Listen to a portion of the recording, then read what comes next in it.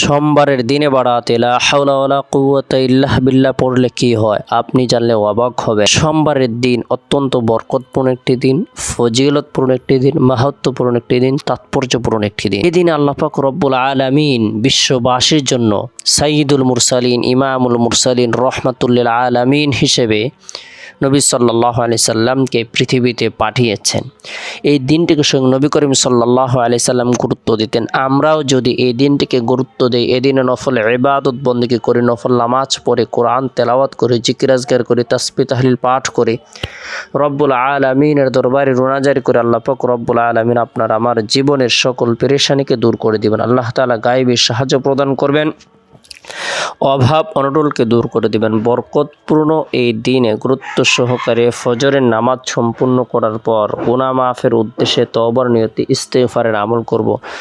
আস্তাগফিরুল্লাহ আস্তাগফিরুল্লাহ। কোনো ব্যক্তি যদি ফরজ নামাজের পর ছোট্ট ইস্তেগফারটি আমল করে, যদিও তার গুনাহ সমুদ্রের ফেনা পরিমাণ হয় না কেন, মরুভূমির বালুকারাশি পরিমাণ হয় না কেন, পৃথিবীর সমস্ত দিন পরিমাণ হয় না কেন, পৃথিবীর সমস্ত রাত পরিমাণ হয় না কেন, তবু আল্লাহ পাক রব্বুল আলামিন অনুগ্রহ করে তার গুনাহকে মাফ করে দিবেন। আল্লাহ তাআলা তার রিজিকের মধ্যে, হায়াতের মধ্যে বরকত প্রদান করবেন।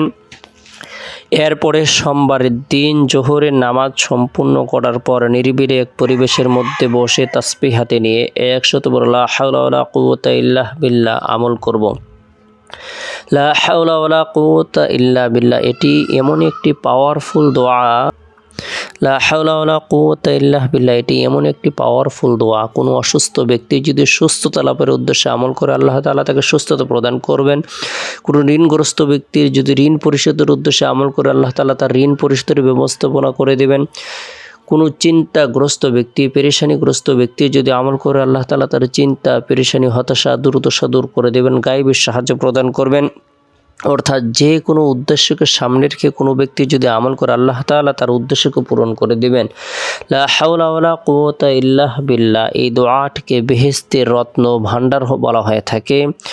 অসৎ কাজ থেকে বেঁচে থাকার শক্তি এবং সৎ কাজ করার সামর্থ্য কারণে আল্লাহ তাআলা তৌফিক ছাড়া। লা হাওলা ওয়ালা কুওয়াতা ইল্লা বিল্লাহ যে ব্যক্তি আমল করবে, আল্লাহ তাআলার দরবারে দোয়া করবে, আল্লাহ তাআলা তার দোয়াকে অবশ্যই কবুল করবেন।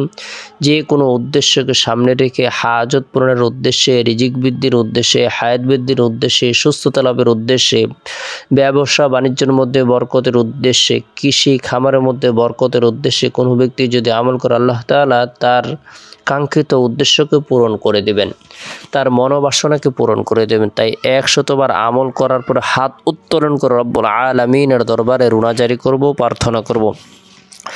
এরপরে সোমবারের দিন আসরের নামাজ সম্পূর্ণ করার পর গুরুত্ব সহকারে সুবহানাল্লাহ, আলহামদুলিল্লাহ, আল্লাহু আকবার এই তাসবিহ তাহলিল তাকবীর পাঠ করব, আল্লাহর পবিত্রতা বর্ণনা করব, আল্লাহর প্রশংসা বর্ণনা করব, আল্লাহর বরত্বকে স্বীকার করব।